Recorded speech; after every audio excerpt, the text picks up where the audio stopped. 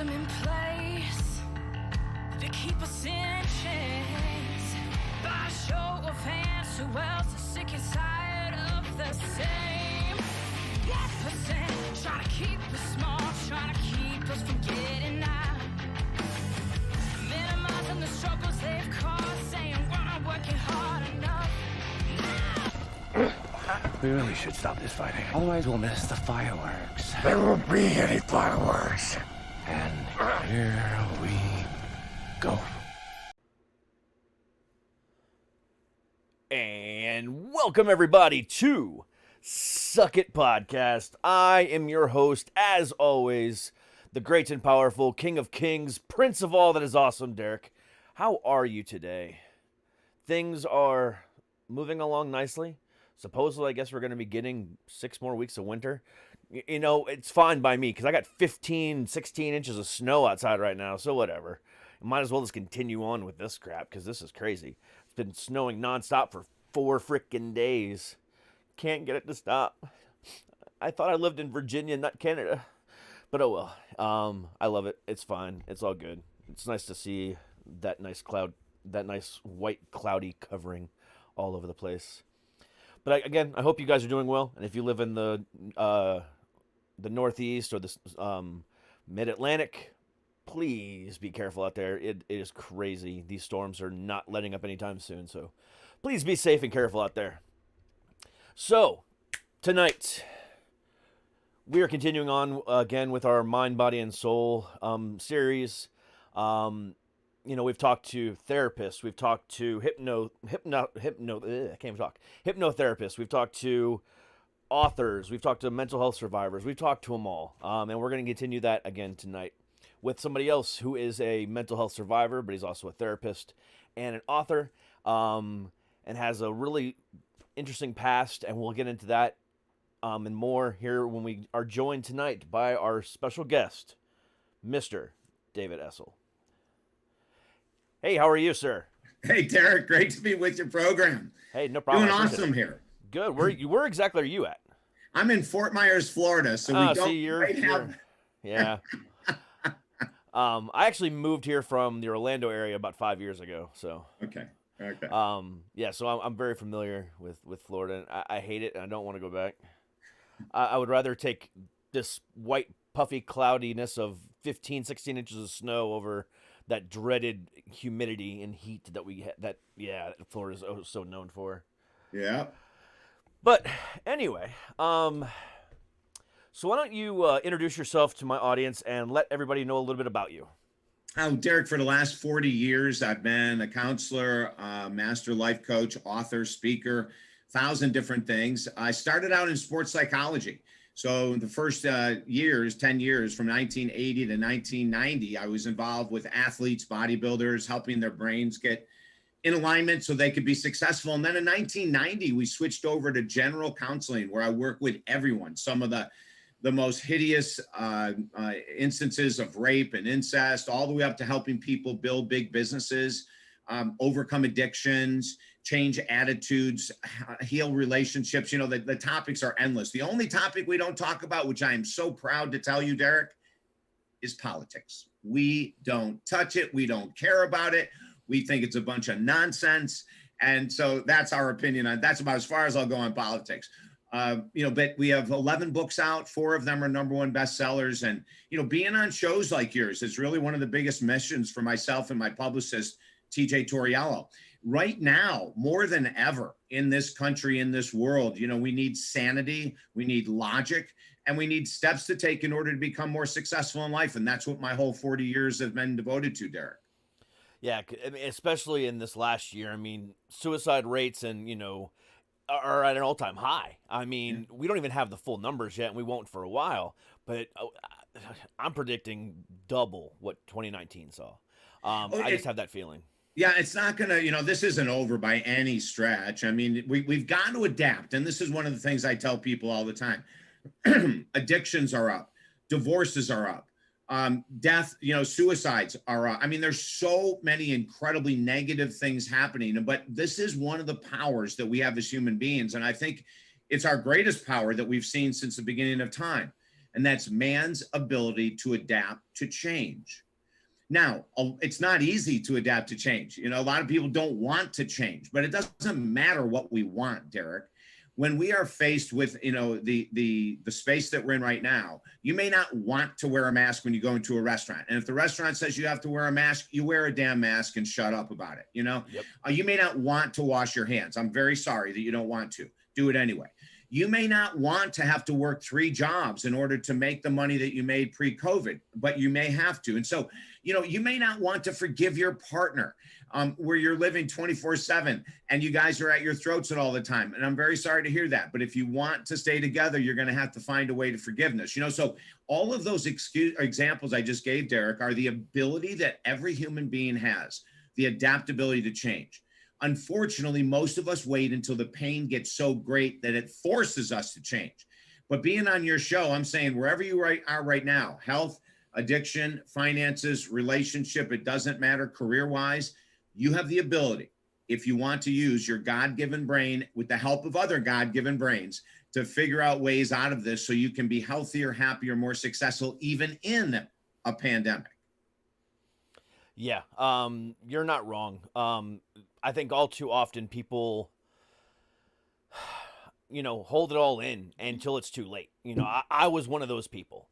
You know, and I, for years and years and years and years, was told, hey, there's something not right. You need to go get checked. And, you know, after after my mom was diagnosed with bipolar and my brother was diagnosed with bipolar, my wife was like, you need to go get checked. And I'm like, no, it skipped me. We're fine. It skipped me and went to my brother. That's how I always looked at it. And, you know, I fought it and fought it and fought it and fought it until I finally had a mental breakdown in 2018 that just really ripped my soul and heart out of my body. I mean, I didn't even recognize who I would become. I mean, and my dad had a stroke at that same time, and that even made it worse. And I mean, I just completely lost it and ended up getting diagnosed as bipolar with generalized anxiety disorder and PTSD. And so it's like, okay. Yeah. Thanks for, you know, signifying or, you know, letting me know something I already did know but refused to acknowledge. But at that point, once I was able to acknowledge it and really kind of fight through it, and, you know, even after I got diagnosed and I had 2 suicide attempts, I was able to say, you know what, how can I help others? How can I fix this? And I've gotten the greatest enjoyment out of helping others and talking about it on the show on a daily basis, you know, and just being an advocate for people like me who are too afraid to speak up. You know, Derek, 40 to 60 million Americans every day are consumed by general anxiety disorder and or depression. 60 million people. You know, it's a huge number. And you know, like you, I had gone through a period of time where I had submerged a lot of my emotions, even as a counselor, even as a therapist, even as a minister. I was too proud to come out and say that I needed help. And in 1990, I went through an attempted suicide as well. I looked in the mirror after that attempt, immediately got help, and that help has continued to this day. You know, I believe that we all need a place to go, a mentor, a counselor, a priest, a minister, a rabbi. We all need someone who will hold our pain and confidentiality so that we can start to grow. It also might mean a therapist, a counselor, a psychiatrist, a coach. You know, there's all kinds of people out there, Derek, but I myself work with a counselor every week. And I've been in this business for 40 years. It's because people on the outside can see what we don't want to admit on our own inside just by being a really good listener and asking really good questions. So this, in the COVID era, this has brought out even double the normal anxiety, depression, PTSD. I mean, the lack of socialization creates a PTSD effect in everyone, especially extroverts. You know, there's a lot of introverts struggling right now, but the people who are really having the biggest time struggling in health, any type of health situation, mental health situation, are the extroverts. They're the ones that are used to seeing their friends 2 to 3 times a week. They're used to being the leader and getting gangs together for parties, etc. They're used to being like myself, you know, on stage speaking in front of thousands of people. And when all of that is taken away, the extrovert is going, what the heck am I doing now? And that's where we fall into addiction, depression, anxiety. If we don't try to learn how to cope with these changing times. Yeah. And I think that's the biggest issue. People are trying to force us back to what we used to know as normal. And because they're not getting that, they're having a tendency to freak out a little bit. They're upping the ante on different things, and they're really trying to push for it. But in reality, I mean, we're going to have a new normal coming out of all this. And Yeah. I don't think anyone would, I mean, there's a lot of people that are just not willing to accept that. Well, it's really hard, to change. Let's all admit that when it comes to major changes, Derek, like what we're going through right now. If someone needs to lose 5 pounds, that's not a major change. Someone needs to lose 400 pounds, that's a major change. What we're in is a major change. I mean, you really have to look at the changes that are taking place with companies, finances, relationships. I mean, everything is being blown apart right now. Now, there's a good side to this. I have so many clients that when COVID hit came to me to learn how to downsize, to learn how to strip all their expenses so that they could live comfortably on a lower income. See, that's adaptability to change. The people that are trying to fight to save their homes, what they can't afford anyway, because they don't want to be able to be seen living in an apartment or living in a mobile home or whatever it is, those are the people really suffering. But there's so many different ways that we can learn how to change with our changing times if we're open-minded. But here's the thing, Derek, that's so important. Very few of us are going to master this change by ourselves. Very few of us have the insight into our own conscious and subconscious mind to know what it's going to take to learn how to change and accept the change. Most of us are going to have to reach out. And, when I say reach out, I mean, I really mean that. Like if you're struggling right now, you've done the best you can, but you're struggling. So you need help. Whether we're talking about mental health, addiction, finances, relationships, you've done the best you can by yourself, and you've got yourself in a situation that may not be very cool, may not be very good for you. So don't expect that you're going to get yourself out of it. This is where we need other people. That long overused statement that I'm going to overuse once again. It takes a village to raise a child. Well, in 2021, it takes a village to keep an adult on a good track. And that's a sad truth right now, because I mean, the changes are here, and again, the refusal of acceptance is the biggest problem. Because the biggest problem is that there's people that believe that there's no reason for change. Yes. So it's not even about like, okay, yeah, I know we have to do this, I just don't like it. It's the people that don't believe that the change is even real. We don't need this. Oh, this is just the government trying to control us, or this is just a conspiracy theory, and blah blah blah blah blah blah blah. Because there's people out there, and kind of tying it back to politics. We're not going to go into it, but there's people that believe that this is all just driven by politicians, and this is just a way of mind control. I mean, there's so much ridiculousness out there. I mean, I heard a theory the other day from one of the new congresswoman out of Georgia, I believe it was. She was talking about Jewish lasers in space. It's like, what the hell is going on in this country to where we're actually saying and believing these things that come out of our mouths? It's insane. Derek, on June 1st of last year, I cut out all media. I cut out all TV, all radio, all internet articles. I cut out everything from June 1st. And I still, and I'll tell you something interesting. Last week, my mom died after an 11-month horrendous battle with dementia. So I went up last week and was with my family, and we had, of course, the wake and the funeral and everything that we did. And then I was flying back on Sunday night.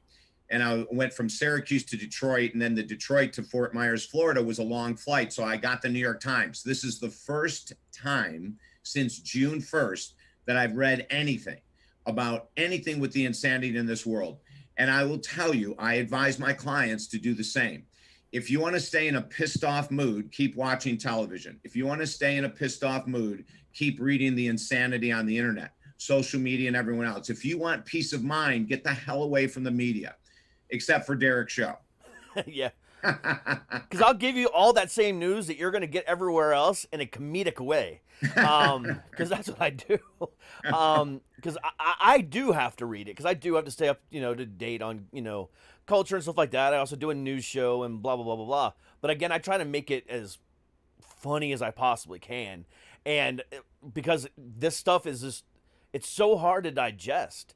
And I try to stay away from politics too, but it's hard sometimes. But at the same time, again, I just try to find the funny in all, because otherwise Well, I would go crazy. yeah, see, if you can find humor in this, then that's a different level. There's not many people that are doing that, Derek. You know, most people are doing it because they have a side.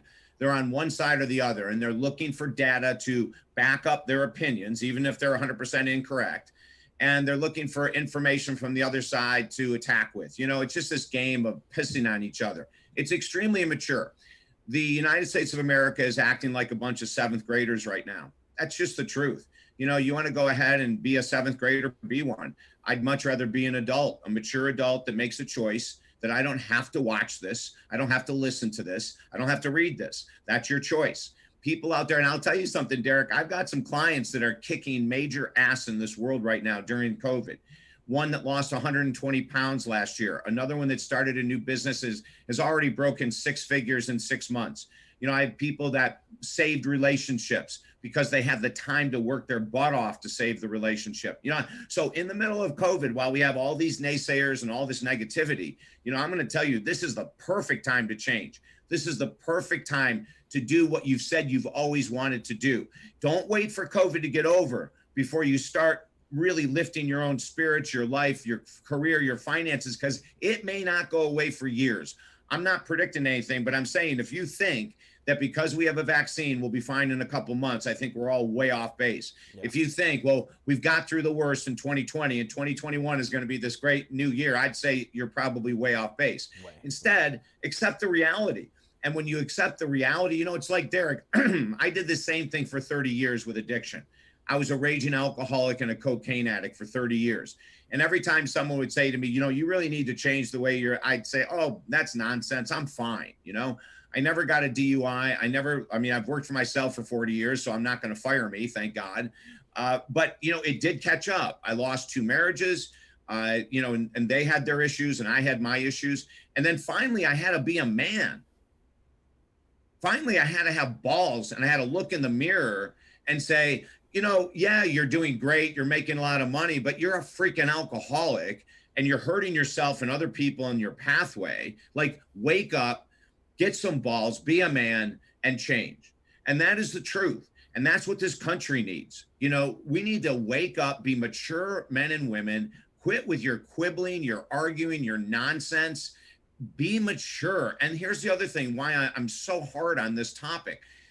Your kids, if you have children living at home, they are sucking up your insanity and you're teaching them how to be insane. If you're screaming about one side is correct and the other side is wrong and all this other insanity that you guys are talking about out there, you know, you're really damaging your children. You are putting them in a terrible position to be outrageously arrogant, conceited, to be righteous. You're really setting the stage to have a terrible set of generation coming out right now if you have kids between 0 and 18 at home. Yeah, there's a couple things that I want to touch on that you just said. First off, I think calling the American people right now 7th graders is giving them too much credit. More like 2nd or 3rd graders at this point. That's number one. And number two, you made a point that I've been making since day one.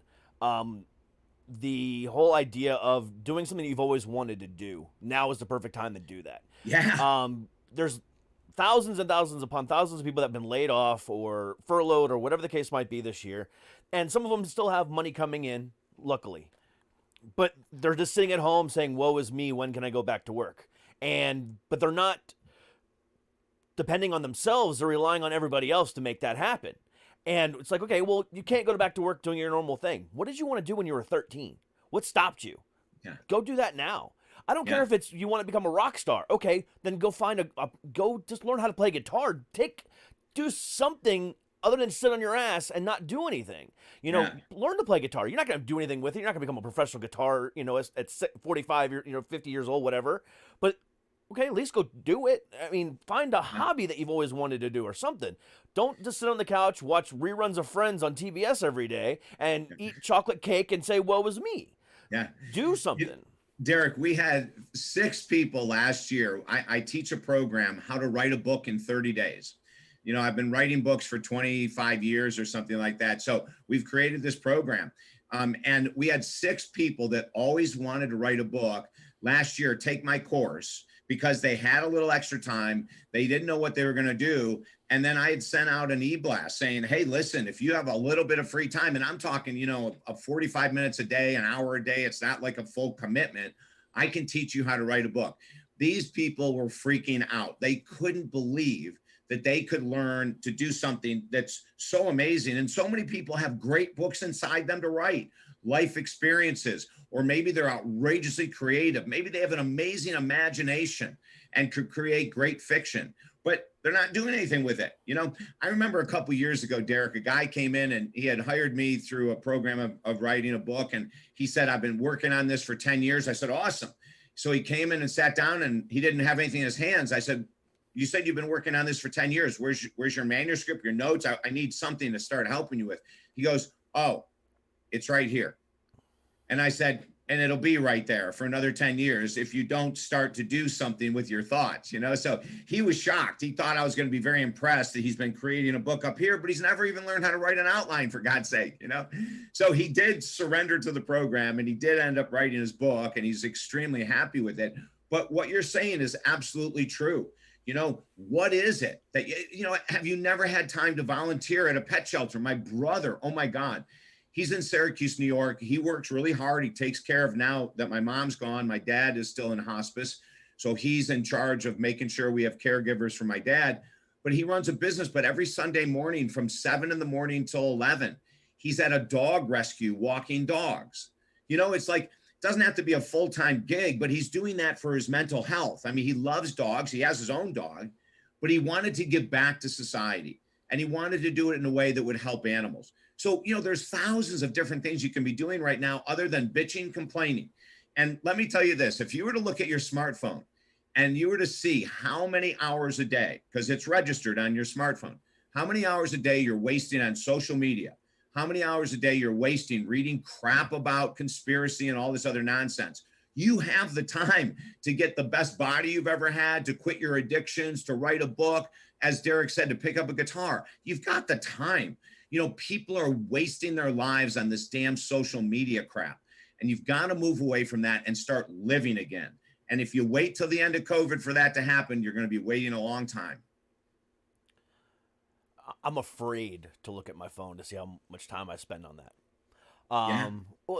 But again, and I do it because it's my job. But at the same time, how much of while I'm there am I doing for research purposes or actual work purposes?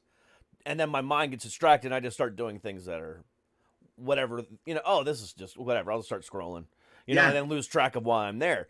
It's scary how much time that actually happens, but at the same time, how much time I'm actually on my phone and looking at the different things that are popping up constantly, because I have all these alerts and everything like that I set up on purpose. But it's like it gets overwhelming, and that in itself is a huge stressor.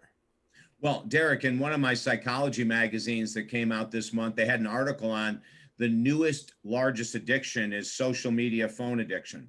And it's really true. We have a lot of clients we're working with where we put them on a social media diet. There's a real estate agent that I was working with that came in and he couldn't understand why he wasn't selling homes. He couldn't understand. And I said, look at your phone. How many hours are on social media? He was on social media 8 hours a day. Okay. So I said, okay, in those 8 hours, you're missing prospecting, you're missing meetings, you're missing all of this crap, and you can call it research, but if you're not making money, it ain't research. You need to make the money to be able to do it. So, there's all kinds of ways to do it. The very most important thing I can say about your phones right now is that what we teach all of our clients is the first hour of every day should be media free, phone free, television free, radio free, reading free. In other words, the first hour we believe should be in meditation, gratitude journaling, prayer, whatever you really like about the world of calming down. Because when you come into the world, when you wake up from sleeping and you're coming into this brand new day, your first hour sets the day for everything. Your first hour, if you immediately open your phone and go on social media, you're screwed. But If you were to say, I'm going to wake up and I'm going to write about what I'm grateful for, I'm going to, contact someone and see how they're doing in the morning because I know they've been struggling. I'm going to read scripture, or I'm going to read a motivational book from David Essel. Whatever you do, just stay off of media of any kind and devote the hour to personal growth, to self-love. If that's all you started doing because you're that addicted to your cell phone and the media, it would make a massive change in your life. But I'm going to tell you something. Every client that we've given this program to in the last year has struggled greatly in the first 30 days to even make it an hour without opening their phone. Once they get past that 30-day mark, it becomes much easier. So if you're going to take my advice, which I highly recommend you do, follow it to the T. And if the first couple of weeks are really hard, they may be. Keep going, because eventually you're going to wake up in the morning, you won't touch that damn phone for an hour, and your days are going to be much better off. And I agree with you on that. However, like in the case of me, for example. So let's just look at that first hour for a second. I usually get up at about 7 o'clock every morning, and then I prepare to do my news show that I do every morning at 9 a.m. So that first hour, I do have to, so would you recommend me getting up an hour earlier? Absolutely, Derek, without an option. Adaptability to change, right? Yeah. This is where we have to adapt to change. So we say, okay, I get up at 7 and I have a routine to prepare me for 9. I can't mess with those 2 hours. So I get up at 6 and I have the full hour. Now let's just use common sense and say, then I have to plan on going to bed an hour earlier. And make that adjustment, because, if you're going to be sleep deprived, you're going to screw yourself through the day anyway. So don't be sleep deprived. Make the adjustment, adapt to change, go to bed an hour earlier, get up an hour earlier, and take that first hour for you. Yeah. I mean, I've heard that many, many times in my lifetime. Take time for yourself. Yeah. And I always make sure that throughout the day, at least I do, shut down everything and just relax for 20 minutes. I do take, that 20 minutes for myself usually every day. Right in the middle of the day, I just kind of say, you know what, this I'm done with, but then, I jump right back into it. But at least I do get that 20 minutes every day of just personal reflection time, because, being all this stuff that I have going on, and it's a constant, struggle and a constant battle with, different things in my head. As much as I love talking to people through this show and, learning about different things and making jokes and all this other stuff, when I get down to the nit and gritty of, personal stories, and we're comparing my story to their story and their story to mine, blah, blah, blah, it weighs on me. It's like, damn, hearing all the negativity that has happened in someone's life, it's just like, that just really sucks. And then having to be able to analyze that to a certain way to make it entertaining is even harder sometimes, because sometimes I got to say, damn, that's a really shitty situation. Yeah. How can I make it entertaining? And that part is hard sometimes. Sure. Especially like when I do my news show, because it's, like I said, it's a comedy-based news show. So I take basic news stories and I turn them, making them into something funny. But, I can't not touch on certain things. Like, for example, the actor who played Screech on Saved by the Bell died yesterday, Dustin Diamond. And I made a joke about it this morning, but in my head I'm going, oh, this is horrible. But, I have to do that kind of stuff. And that even weighs on me even more. So, like, the constant battle of having to find the entertainment value in somebody's horrible story, or even my own horrible story, sucks. But at the same time, it's cathartic, it's therapeutic, and it helps teach somebody else, hey, this is how they got through it. So as long as I'm helping you in the process, then I know I did my job, but it's still really difficult on me. Yeah, well, there's thousands of ways to help people, right? Humor is one way. Another way is sitting and listening. Another way is sharing stories of people in their situation who have overcome. I have clients right now with a 6-year-old daughter that was just diagnosed with type 1 diabetes, which means she's going to be on an insulin pump for the rest of her life, and she's 6 years of age. So the parents are, really struggling. It's very, very hard. Early morning, 3 a.m, every morning they're up adjusting the insulin pump. It's just a lot of work. It's wearing on their marriage. And a lot of times husbands, when they have a child that isn't perfect, they may be on the spectrum, They may have diabetes. They may have cystic fibrosis. They may have muscular dystrophy. A lot of men have a very hard time dealing with a child that isn't perfect. A woman could still struggle, but not struggle as much for a scientific reason that I won't go in with right now. But men have a really hard time. So what I did with this gentleman is he's struggling, he's trying to come to acceptance that his daughter's going to be on insulin for the rest of her life. It's breaking his heart. And so I said to him, do you follow football? He said, yeah. I said, who's your favorite NFL tight end? And he said, Mark Kelsey from the Kansas City Chiefs. I said, here's a little God work. Do you know that Mark Kelsey is type 1 diabetic? Do you know that he has an insulin pump? Do you know that he's the best potentially tight end in the NFL and he's just like your daughter? And, in that conversation, Derek, I had the opportunity to lift his spirits. And then I told him to go Google his, Kelsey's story. So, we can take something that's tough and difficult and we can hand people tools that now he has hope for his daughter. He never even thought about Googling type 1 successful people. And let me tell you, there's actors, musicians, singers, that from all walks, other athletes, not just Mark Kelsey.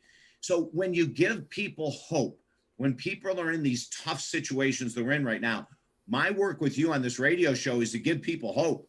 That's my whole purpose in life. We need to learn to adapt to change. This father needs to learn to adapt from fear with his daughter having type 1 diabetes to acceptance, and then to the excitement that, yes, she can have a dramatically beautiful life, even when type 1 diabetes. If we can give more people hope, especially right now, we're doing our job. I firmly agree with that. Because sometimes, all hope is gone. And some people feel that on a daily basis. And that's when suicide happens. That's when divorce happens. That's when this happens. That's when that happens, is when we get to that point of, all hope is gone. And that is a scary situation to be in, to actually be able to sit down and say, oh, wait, nothing really matters anymore. Yeah. Let's just say screw it. And, the repercussions of that are exponential. It's ridiculous. Well, and there's two ways, people can die over time when they lose hope. They don't have to commit suicide to be dying. Correct. They can just, give up on taking care of themselves. I've worked with clients that stopped brushing their teeth because they were hopeless. I've worked with clients that have just let themselves go physically. I've worked with clients that never drank, that started drinking heavily because of their loss of hope. So what we do, and one of the things I recommend to everyone who's not a therapist, but in therapy, the most important thing to do is in the beginning with someone who's lost hope is never give freaking advice. Don't ever give someone who's hopeless advice. You're pushing them into a corner. You're not helping them. When they're hopeless, the very best thing to do is say, I'd like to sit with you. I'd like to talk to you. Share with me what's going on. I'm not going to give you advice or tell you what to do. I want to know what's going on. Is there something I can do? Can I bring a book for you to read? Can I get you an Audible? Here's something that I'll tell you, if you happen to have a parent with dementia or Alzheimer's, that really helped my mom who just passed, is that there are these dogs. And wait till I tell you this story, Derek. It's so freaking amazing. I just did a video on it. They have Alzheimer's dementia dogs. They're stuffed dogs that bark. When my mom was going into this deep hole of dementia, and it is nasty, it is just one of the worst diseases I've ever been a part of. When she would go in, one of the caregivers would bring her dog. And whenever movement she made, the dog would bark, just this little cute little bark. And it would help bring my mom out of her depths of despair with dementia. And it gave her hope, because there was a living thing that didn't have to be taken care of, thank God. In her condition, she could never have done that. But it gave her hope. It's powerful. I posted the other day on social media this video holding the dog at my mom's wake, talking about the dog. The number of people that freaked out over this article or this video was huge. People don't know that hope that we gave my mom with this dog also gave us hope as a family, because we saw her come out of the darkness with this cute little stuffed animal. So however it is that we can be helpful, but whatever we do, gang, just don't give advice. And I know it's a really hard thing to do, because we think we're helping someone by giving advice. If they ask for your advice, give it. if they don't sit and be with them. Yeah, and that's one of men's biggest pitfalls is that right there, especially like when a wife comes home and she's dealing with an issue at work or an issue with her best friend. At least in my cases, most men will be like, oh, what you should do, you should just do da da da da. No, just listen. I mean, that happens a lot. And that's just like human intuition to automatically start giving advice. And Right. it's harder to just listen. But sometimes that's all people need. They just want to vent their frustrations. They don't want to hear what crap you have to say. They just want to be able to get it out in the open, out in the universe. Derek, it's so true. I had a couple that I started working with last September, October, and I had them separate. They were in a very bad marriage. They've been married for 30 years. I had the wife move out into a condo. The guy stayed at home. And the number one reason that their marriage was getting destroyed was for 29 of the 30 years, he constantly told her what to do. So she would come home from work and he would say, how'd it go? And she would say one thing. He goes, oh, you need to do this. Well, her role in this was that she let it go for 29 years. That's her role. That's called codependency. Instead of stopping it at year one, she let it go. So when you let someone who you're married to or you're in love with do something on a daily basis that irritates you, that's not healthy, and you don't do anything to change it, that's your responsibility. Yeah. So I had them separate. He worked with a different counselor. I taught her how to be a strong, independent woman holding boundaries, and she would write him a list. This is what needs to change for me to come back in the house. Number one, no more freaking advice. So when he first got this letter, he was like all pissed off. You're not going to tell me what to do. You're not going to. And then his counselor said to him, hey, slow down. Your wife is going to file for divorce if you don't get it together. This is your crap. In 90 days, now they got back together December 23rd. In 90 days, he totally turned it around, Derek. But the only reason he turned it around was because his wife was strong enough to walk out the door and say, if this doesn't change, I'm not coming back. He got the message. The pain was tough for him to take, and he's made a total turnaround. I meet with her tomorrow. I still see her every week, and every week she's come in for the past month now. She said, David, he has changed so miraculously. I'm not going anywhere. That's awesome. Yeah. I love hearing about that kind of stuff because, unfortunately, my wife and I did not survive the pandemic, and, we're in the midst of getting a divorce right now. So, I know all too well about that, that stuff. And that's another thing too. I mean, that has really kind of happened this year is divorce is way up. Cause I mean, before you would go to work, barely see that person 2 or 3 hours a night, go to sleep, wake up, do it all over again. And on the weekend, just running around like crazy people and, getting other stuff done that you don't really spend time together. But then That's now right. you're laid off, I'm laid off, or you're a teacher working from home, whatever the case might be, or now I'm at home working all the time, and now they're spending all this time together, and then they realize I don't really like you. I know. And that's sad. It is. And Derek, one of the reasons that this happens during COVID is because, and the main reason, we have resentments that we've never dealt with. And now you're with your partner 24/7, and those resentments start coming back to the surface over and over and over again. You don't have the distraction of 10 hours a day outside of the home. Yeah. So for couples right now that want to avoid the whole concept of divorce and separation and all that, I would work with a professional and look inside yourself for the resentments that you're holding against your partner right now. With professional help, learn how to let them go. Have your partner do the same thing.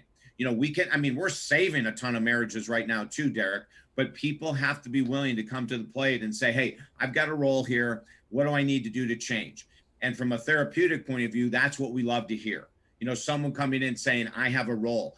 The couple that I was talking about with the daughter, who's 6 years old, who has diabetes, their marriage is really struggling and was even in a worse case a couple months ago before I met them, because they were living together, working together, and they weren't agreeing on the treatment of their 6-year-old daughter. So you can imagine those three things together, and I got the guy, I in marriage counseling, I work with the couples individually. I don't believe in joint marriage counseling, and I'll say why in a second. But I was working with the husband last week, and I said, hey, I'd love you to be a man, which means I want you to be vulnerable. and I want you to be honest. That's what a man is. A real man is vulnerable and honest. So I want you to tell me what role you're playing in the dysfunction of your marriage. And Derek, he looked at me and he hesitated for a second. He said, David, I am the main problem. That is a strong man. That is a powerful freaking man. And I said to him right away, I said, with that statement, we can heal. Just with that statement, we can heal. The fact that you're not diverting and saying, well, you know, if my wife would just do this, he never said that at all. He said, I know I'm the issue. Now, the other cool kind of thing is his wife said to me today, David, I think I'm the issue. So I love it. You know, they're both coming to terms with the fact that they're bringing shit that isn't working. Yeah. And, you know, and that's the first step to say, hey, I have to quit blaming my partner and look inside. Derek, I'm going to make a really strong statement here of why I don't do traditional marriage counseling. And I'm hoping that people will really listen. And I hope that counselors watching today will really pay attention. From 1980 to 1996, we did traditional marriage counseling on the phone, both people via Skype when Skype was introduced in 96, or in my office, wherever I was at the time. And what I found in 1996 that changed everything is I had a couple come in, and it was the second time I worked with them, and we do hour sessions. And I asked one question, and they turned towards each other, and they argued for 50 straight minutes. 50 minutes out of the hour, they were arguing. I couldn't get a word in. They were arguing. Finally, I said, time out. And I looked at them both and I said, let me tell you how ridiculous this is. You are paying me to do what you could do at home for free. That's insane. Mm-hmm. And I'm expensive. And that's doubly insane. I'm never working with you guys together again or another couple. I'm only working with you individually and you. And from that day, Derek, our success rate in helping people to come back together in relationships or marriages is through the roof compared to regular marriage counseling. And this is why. When you go to marriage counseling, there's always someone more dominant, more vocal and stronger. And there's always someone more passive, more afraid to rock the boat, which makes it the worst situation in the world for a couple. Because the dominant one is going to take over. The quieter, more passive one is going to be afraid to speak up and be honest because they don't want to live with hell on the drive home. So the passive one stays quiet. The louder one gets louder. We don't heal a damn thing. When people say, David, how come the average couple with you is with you for 6 months to a year to heal? And with other therapists, it's 5 years or 10 years. And I say it's this very reason.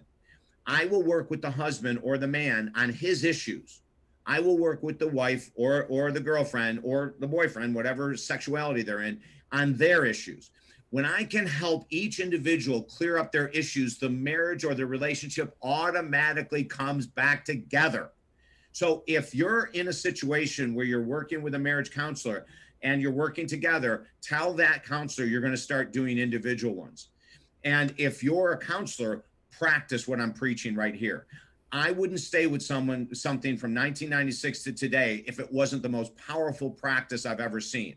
And so get away from the old traditional crap that doesn't work. Come into 2021 with tools that do work, and we can really make a difference in the lives of many relationships. I couldn't have said it better myself. That's pretty profound stuff you've been saying, and it's definitely given me a lot to think about, and I know it's given a lot of other people stuff to think about. And what's been great about this past 2 weeks, I should say, that I've been talking to other people like you, you know, and kind of getting away from the entertainment side of the show. We've heard 15 different people give 15 different opinions and 15 different, you know, solutions at the same time. And now, you know, even with everything I still got going on, because there's still a lot more to do, everyone can take little chunks of, you know, this might work. It's, you know, it doesn't always have to be 100% what Mr. Essel says. It doesn't have to be 100% what Billy Bob over here said or what Susie Q over here says. It can be a little bit of everything. And we are in a world right now full of options. Yeah. There are so many opportunities and options out there. There's no issues or problems. There's just opportunity. And if we don't look at every opportunity that's handed to us, whether it's a solution to an issue or multiple solutions to an issue, if you don't take those opportunities to really kind of solve the problem, then all you're doing is making that problem even thicker. Yeah. You know, what you just said is interesting. I have several business clients that are making more money now, and they made more money last year than they've ever made in their life because they became innovators, Derek. You know, they look for where is the need. So one of them was a delivery. Believe it or not, he delivered beer to people's houses. He's making a ton of money. He's got so many people working underneath him right now. People don't want. Now, I'm not, a fan of delivering beer. Let me say that because I work in the world of addiction, and right now in the COVID, there's just too much addiction. But the purpose of that story is that here's a guy that saw a need and filled it, and we're finding more entrepreneurs that are looking for the needs during the COVID, and they're filling them, and they're being very successful.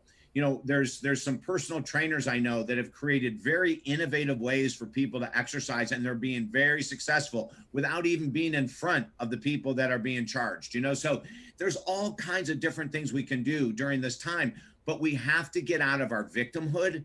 This shouldn't happen. It's the government's fault, the conspiracy. We got to get rid of all that crap, get our head clear. And then we can see that this is a chance of opportunity to start to create a new life. But the last thing I want to say about that, Derek, is that, it's not a rush right now to make millions of dollars by being so innovative and creative with COVID and coming up with something to know on. To me, it's not the rush of having to happen right now. It's let's start planning the change. What do I want to change? What would I like to see different in my life? What would I like to change in my business or my environment? What would I like to change in my relationship? Valentine's Day is coming up, for God's sake. For people that are struggling a little bit, we did an article. When they go to my website, we've got several articles on Valentine's Day, but I did one for men, because a lot of men don't have a clue with Valentine's Day, and a lot of men hate Valentine's Day. Yeah. So we said, hey, let's make it fun and different. Here's 4 different ideas. You don't even have to think. David Essel is going to give you options to think about, But now this might be the year that you change your approach to Valentine's Day. Well, why not make it this year? I don't care if you don't like it. I don't care if you think it's a women's holiday and how come there isn't one for men. Get out of your crap, get out of your way, and just accept the fact that it's Valentine's Day, and also accept the fact that most women think it's a big deal. Okay, so why don't you get your little ego out of the way, make it a big deal for your partner, and maybe you'll have a better relationship, gang. Yeah, 100%. If you don't make a big deal out of the things your partner makes a big deal of, regardless of the situation, then that hope is gonna be lost really quickly. Oh, totally. You're 100% right on that. And that's compromise, right? And that's that beautiful word that, a lot of men and women hate. I don't want to compromise for my partner, and that's really what relationships are based on, is compromise. And the healthiest relationships, they compromise on a regular basis. Now, I'm not saying lay down and be a doormat. I'll give you an example of a couple I worked with. So there was a woman that loved theater. I mean, any kind of theater, small town, Times Square, she didn't care. She just loved theater. Her husband hated theater and loved fishing, and she hated fishing, right? So it was this perfect combination that could have turned into the perfect storm. And within a couple of months of being married, she was pestering him to go to a theater. And he goes, we just went to one 6 months ago. Like, isn't that enough? And so when they came into work with me, I said, okay, we need the ultimate of compromise. How many times would you like to, go to theater? And she said, once a month. Fantastic. I said to her husband, how many times would you like to go to theater? He said, honestly, none. I said, we're not here for that answer if you want to save your marriage, right? So he said, okay, I'll compromise. I said, what is it? He said 6 times a year. She almost fell off her chair, Derek. She never had an idea that he would be willing to come to that level, because he had complained going once every 6 months. So now he's going to go every other month. He never, and I told him ahead of time, do not ask her to go freaking fishing. Okay. Like, this isn't part of the compromise. This little deal, the compromise is all on you. Allow her. She'll make up for it. Trust me. A woman that's happy is going to take care of you, right? She was so ecstatic. I never saw them again. I mean, I never had to work with them again. That's all they needed, was a compromise. So if you're sitting here and you're struggling, think about, how could I compromise for my partner? Not how can my partner compromise for me? Don't worry about that. It'll take care of itself if you reach out and start doing things that maybe you don't want to do, but are a big deal to them. Yep. 100% concur. David, man, you are an insightful person.